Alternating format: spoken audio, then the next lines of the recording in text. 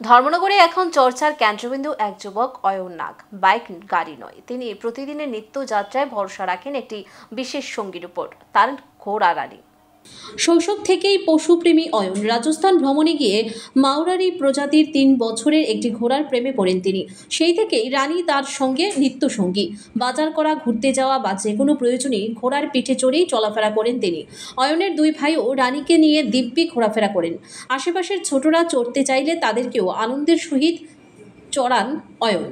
অয়নের স্বপ্ন আগামী দিনে আরও ঘোড়া এনে একটি হর্স রাইডিং স্কুল তৈরি করা হবে, যাতে বাইরের ঘোড়া প্রেমীরাও ধর্মনগরে এসে উপভোগ করতে পারেন এই অভিজ্ঞতা।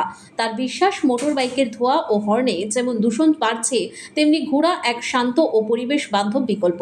অয়নের এই ব্যতিক্রমী উদ্যোগ ইতিমধ্যে শহরে সাড়া ফেলেছে। অনেকেই তুলনা করছেন 70-এর দশকের হিন্দি ছবি আজাদের নায়ক ধর্মেন্দ্রের সঙ্গে।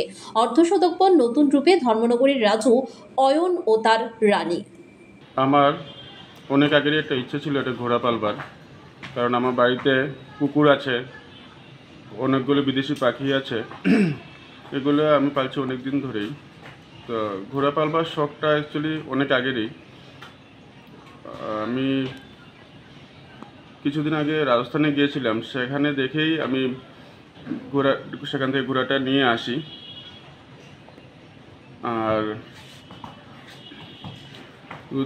ধর্মনগরে ঘোড়াটি আনবার পর মানে যারা দেখছে তারাই খুবই খুশি এবং আনন্দিত হচ্ছে ঘোড়াটা দেখে। তো আমার ইচ্ছে আছে আগামী দিনে আমি একটি হর্স রাইডিং ফার্ম খুলবার।